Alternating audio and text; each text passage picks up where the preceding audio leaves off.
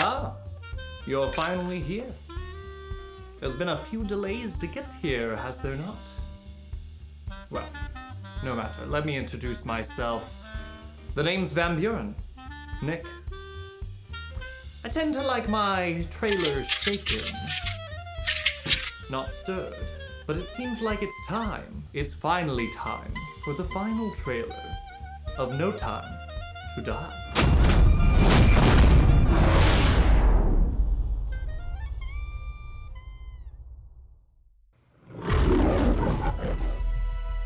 Bond, any thug can kill. I have to know I can trust you. Well, I understand double O's have a very short life expectancy. Really not that short. You are a kite How many years has it been now? dancing in a hurricane, Mr. Bond. Is this really what you want? Always alone?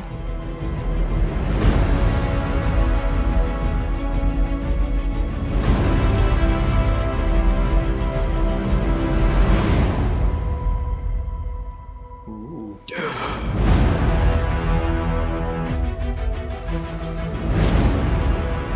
We used to be able to get into a room with the enemy. Now they're just floating in the ether. When her secret finds its way out, it'll be the death of you. Oh my God. Target enough people. Remember, people become the weapon.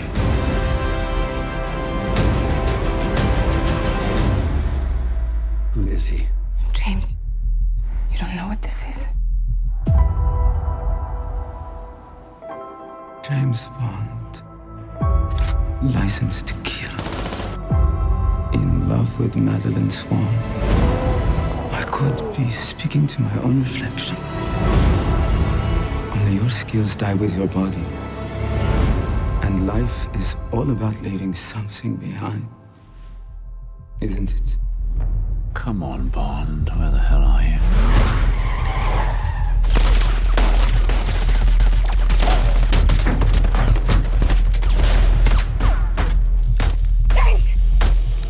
Strong blast. Okay.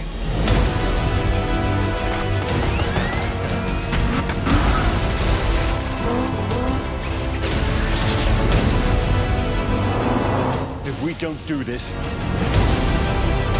there will be nothing left to save. I have to finish this. You ever flown like this? Nope.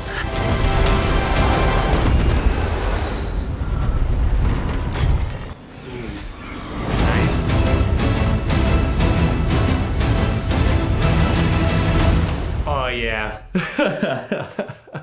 Oh yeah, I am absolutely ready for this. I don't know about you. This film has been delayed so many times. So I think the only information that I've previously watched about this film was when Daniel Craig was hosting Saturday Night Live. If I roll a hard four, you're gonna call me Simba because I am the king of the jungle! Right around when it was supposed to be premiering. This trailer has set up No Time to Die to be the final film in the Daniel Craig timeline of James Bond films. I'm really excited to see where they're gonna go next.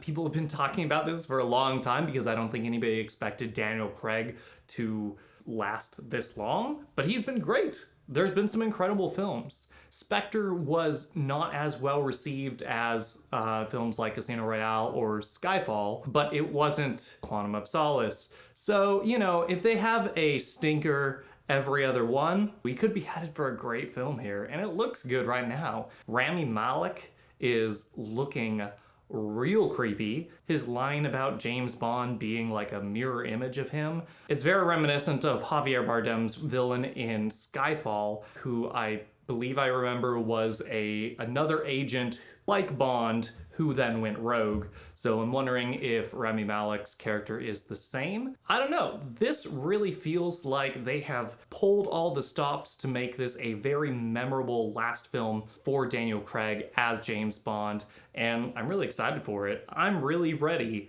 for a true James Bond experience again. Aren't you? Alright, my friends, the wait is finally over, and 007 is back for No Time to Die, the 25th entry in the franchise. and the final, like actually final, no really, they're serious about it this time, final film for Daniel Craig playing the infamous super sleuth. Now I know we're all excited to know where the franchise is going after this. There were reports back in 2019 that they'd be announcing the next Bond after this film came out, but that was back when they thought the movie was coming out in 2019. There's been a lot of talk of someone like Idris Elba or Tom Hardy or even Michael B. Jordan up for the running, but we'll just have to wait and see. It's funny to remember that when 38-year-old Daniel Craig was cast for the role, the entire internet was up in flames. They were threatening to boycott the film because he was blonde and under 6 foot. Personally, I'd love to see the role be given to someone that looks drastically different from any of the Bonds that we've had in the past. But we'll have to see. No Time to Die will be released, hopefully, on October 8th, 2021, 18 months after its original scheduled release. Development for the film started only months after Spectre, the previous Bond film, premiered in 2015. Yes, that's right, we've had an entire terrifying American administration and a world-altering pandemic, and heck, Bond was even an EU citizen last time we saw him, so the world's changed a little bit. Will that change anything for Bond? I doubt it. The series has always tiptoed a strange line in between commentating on dramatic world events and just indulging in male power fantasies. Dink, say goodbye to Felix. Man talk. The former being by way of the author Ian Fleming's personal experience in the British naval intelligence, and in later years, the paranoia and consistent sensation of doom that many experienced during the Cold War. With the new films, Quantum of Solace took a page out of Nestle's handbook and talked about the scarcities of resources like oil and water. Skyfall discussed the realities of cyber terrorism, and Spectre responded to Skyfall by delving into the threat of modern surveillance states. Since his debut in Casino Royale, the Bond films have also attempted to delve deeper emotionally into the Bond character. There was an attempt to modernize the character so that he wasn't simply a violent sexual predator, but he was a violent sexual predator with a past. For me, I've always felt that the films had trouble sticking this landing. They're still some of the most impressive examples of big budget, action-packed cinema. But the little bits of backstory that they would pepper in the series are hit or miss for me. An example, while Skyfall got us the closest to Bond that we've ever gotten to, literally having the final fight at his childhood home, Spectre chose to give us a callback to the Connery-Lazenby era villain, Blofeld. This is a villain who secretly behind the scenes was apparently engineering every misfortune that happened to Bond. And while in the world of Bond that doesn't seem that unlikely, the entire exchange between them just felt very impersonal. It felt like ultimately it could have been anyone that Bond was fighting against. So where does that leave us now? The end of an era, and every mission, every sacrifice has led to this. I kind of feel like Spectre, whether or not it accomplished this emotionally, was designed to be the last Daniel Craig film. And because of that, this kind of just feels like a victory lap. Rami Malek plays the Phantom of the Opera. I mean, Lucifer Safin. Lucifer. Oh. And the big hook is that he seems to... Well, you can't really get it from this trailer. In the last trailer, we hear him say that he views himself as being similar to Bond, eradicating people to make the world a better place. So my guess is that in fighting this villain, Bond will have to reanalyze his role in the world and how much the world really needs someone like him. Could this be the film that finally kills Bond? Will it lead into somebody taking up the title after him, leading into the next era of Bond films? Will he retire? Again, riding off into the sunset on his trusty Aston Martin? Will he save the world by using all his skill and experience to slam down on that subscribe button? We'll have to wait and see. Plot speculation aside, this film has an incredible team behind it that makes me personally very excited to see it. Danny Boyle of Trainspotting, Slumdog Millionaire, and Sunshine was originally slated to direct this film, but him, along with writer John Hodge, left in 2018 due to creative differences. A month later, Cary Joji Fukunaga was announced as the next director. He is notable, of course, for being a non-white director in this very white series. Though it must also be said that Die Another Day was directed by Lee Tamahori, who is of Maori descent. Which, speaking of Lee Tamahori, the 71-year-old's latest film, Emperor, a historical drama taking place in Charles V's Holy Roman Empire, finished principal photography in 2016, but has been in post-production limbo ever since Paul Bruels, one of the main producers behind Lee Tamahori's previous film, Devil's Double, highly recommend, and Martin Scorsese's Silence, was arrested in Belgium for fraud, tax evasion, money laundering, and forgery. Anyway, Fukunaga's pretty interesting in his own right, too. You may know him from BAFTA award-winning film Beasts of No Nation, starring Idris Elba, or his incredibly fun, retro-futuristic sci-fi Maniac, starring Jonah Hill and Emma Stone. But what might have got him the role is his stewardship as lead producer on the HBO series True Detective. He also wrote the screenplay adaptation for It in 2017. I found Fukunaga's creativity and ambition in Maniac to be pretty enthralling. And while I don't think MGM will let Carrie go full acid trip aesthetic outside maybe the opening credits, I'm really excited to see how he can make a Bond film that feels faithful to the steps that Sam Mendes took to grow the franchise, but also make it his own. Speaking of MGM, soon to be an Amazon subsidiary. Thanks, Congress, really working hard on those antitrust laws, I see. We have our veteran producers from MGM and Eon Productions leading the show. Eon has produced the Bond adaptations from the very beginning, when producers Harry Saltzman and Cubby Broccoli pulled together the funding for the first Bond film, Dr. No, in 1962. In 1975, after The Man with the Golden Gun, Saltzman sold all of his shares, leaving the Broccoli family with full control of the plate.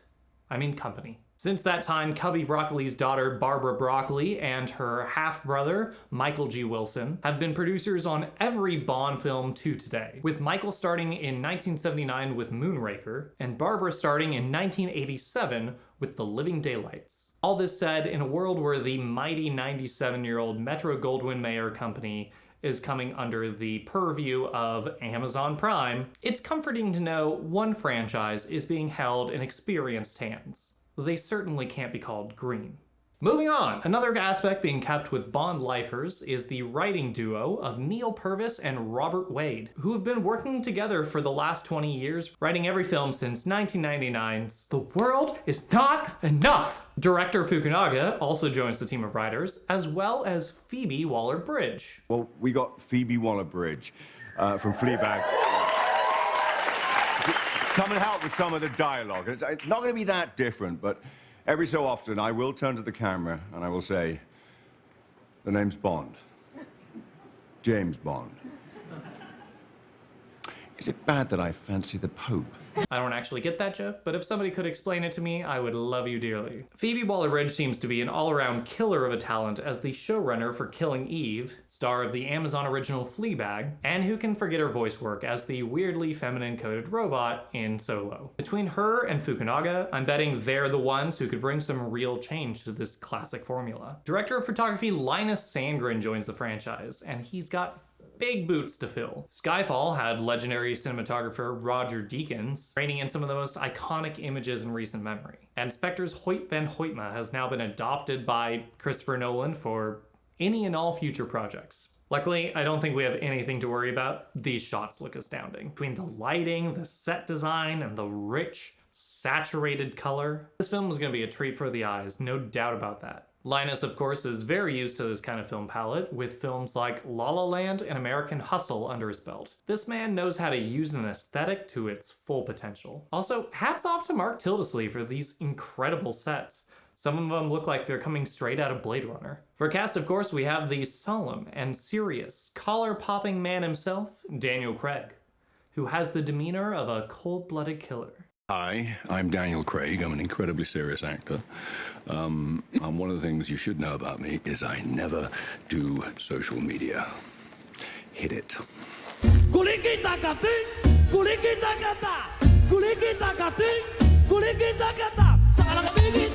Truly though, I've been really enjoying seeing Daniel Craig take on more comedic roles lately, like Logan Lucky and Knives Out. I'm excited for his post-Bond career. We have series veterans like Ralph Fiennes as M, known elsewhere as Voldemort, M. Gustav in Grand Budapest Hotel, and Amon Goeth in Schindler's List. Naomi Harris as Eve Moneypenny. Harris was Tia Dalma in the Pirates of the Caribbean series, and was also in Moonlight and Collateral Beauty. Q the Quartermaster is played by Ben Whishaw, who is the star of one of my all-time favorite messed up movies, Perfume, The Story of a Murderer. He also gives a heart-wrenching performance in Cloud Atlas. As we said before, Rami Malek of Bohemian Rhapsody and Mr. Robot plays the latest villain, Lucifer Safin. Léa Seydoux of Blue is the Warmest Color and A Midnight in Paris rejoins the cast as Madeline Swan. Bond's love interest introduced in Spectre as the daughter of the infamous Mr. White, who killed Bond's previous love interest. Yeah, this'll end well. All of the trailers use a line from Blofeld, Christoph Waltz, who will be returning in this film, citing some terrible secret that Swan has. Wait a minute. Miss Swan, a terrible secret. Why does that sound familiar?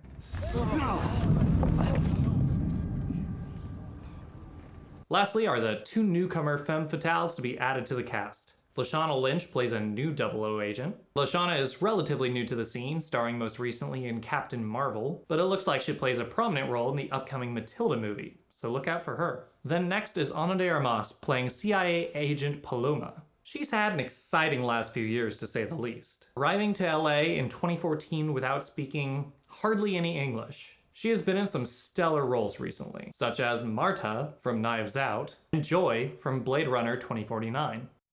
Okay, now that that's out of the way, I'm speaking straight to you, my friendly viewer. I'm betting you're probably new to this experience since we are just but a fledgling tube. As you make your way over to the like and subscribe button, you'll notice that we have 9 categories to review. Let's get started. We start off right from the beginning with a strong dose of nostalgia. Clips from previous films that tie the franchise together. From Casino Royale to Spectre. We are told that everything leads up to this. Keep in mind that this is a trailer Eon probably never expected to make, as the premiere was set for April 2020, already having been delayed twice from the original premiere date of November 2019. I honestly think this would have been great as a first trailer. It isn't too heavy on plot, it doesn't focus too much on the secondary characters like the second trailer. It lets us know the most important thing, that this is essentially a conclusion to a series within a series. It's fun and loud and full of action. It feels like Bond to me. The title, like all Bond titles, have a more than average amount of subtext than your typical action film. In 2019, the name No Time to Die was revealed. Barbara Broccoli said, "We were struggling to find a title. We wanted a title that wouldn't give away anything, but would be understandable. And after you see the movie, have a deeper resonance. That's often what Fleming titles are all about." It's a little campy. It almost feels like it was created by a Bond title generator. It instantly invokes other Bond titles like Die Another Day and Live and Let Die. But you know, it could always be worse. Like I said before, the cinematography is absolutely gorgeous. After all the clips of the previous films, we get these beautiful, stylistic neon silhouettes, very reminiscent of Roger Deakins' work in Skyfall. You have the gorgeous, extreme-wide location shots that just make everything feel a little more epic in scope. And all the shots so far of Rami Malek make me very excited to see his performance as a villain. Narrative? We've already covered a bit. This trailer focuses specifically on Bond's relationship with the villain, his relationship with Madeline Swan, and how it connects to the greater themes of the Daniel Craig Bond series. For the film that has been delayed this long, I think they chose the right route by reminding people of all those moments of growth that the series has experienced since 2006. If you went into this video not having seen the other trailers, I might recommend the second trailer, only because it features a lot more of Ana de Armas and Lashana Lynch that didn't really get any screen time in this trailer. Like I said before, I'm excited to see how Fukunaga helms this as some sort of conclusion. As long as it feels more like one than Spectre, I'll probably be satisfied. Music. So interestingly enough, while this film is the second Bond film to ever have a massive directorial change in pre-production, it is the first Bond film to ever change its composer after the film was already shot. The composer was originally set to be Dan Romer, who worked with Fukunaga on Beasts of No Nation and Maniac, but left in July of 2019 due to creative differences, which I am sensing a theme. So of course, who better to come in and save the score of one of the largest franchises in history than, yeah, Hans Zimmer. How does that man work so much? In 2021 alone, he composed 6 films. Top Gun Maverick, Zack Snyder's Army of Thieves, Barry Levinson's The Survivor, Dune, Boss Baby Family Business, and No Time to Die. Assuming this trailer is using music from Zimmer, I can definitely hear the similarities to previous scores like The Dark Knight and Interstellar. It's perfectly bombastic when it needs to be. And I only hope the final film will have a sound that's a little bit more unique to Bond as a franchise rather than Zimmer's other works. But for the trailer, it works great. The music propels this trailer at a breakneck pace. Like I said before, this almost feels like the brevity we usually get in a teaser trailer. We certainly don't need to know the nitty-gritty about a Bond film. We don't really need to linger on why other characters might be important to this plot, other than Bond and a villain, and maybe a lady. This trailer is Bond distilled, and if that's all the film gives them, people will absolutely still go out to see it. The hype factor is how much this trailer personally hypes me up for the trailer in question. And yes, the connections to the previous films at the top was so smart, and honestly filled me with a better sense of continuity than like the whole of Spectre. And I actually enjoyed that film. Watching Bond films is kind of like watching the growth of the entire film industry as a whole. And I can't wait to see the conclusion of this era and the beginning of the next one. And now it's time for the main event.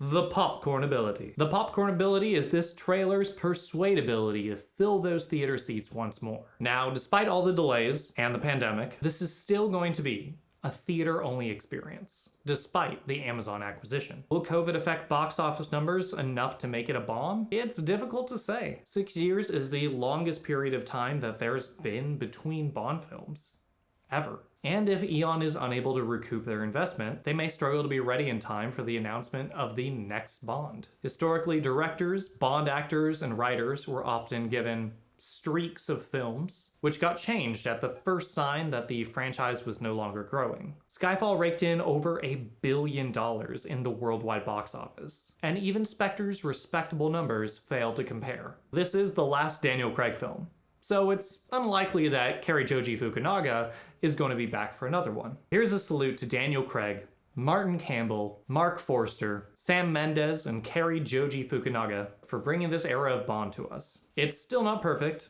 and it probably never will be, but it sure is enjoyable to have around. I give this trailer 4 out of 5 heads of broccoli.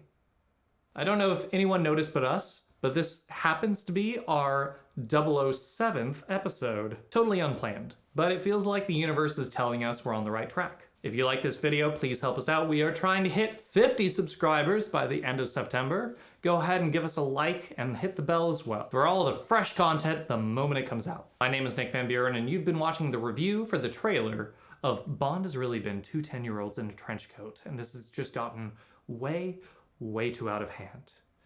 So many people are dead. Goodbye.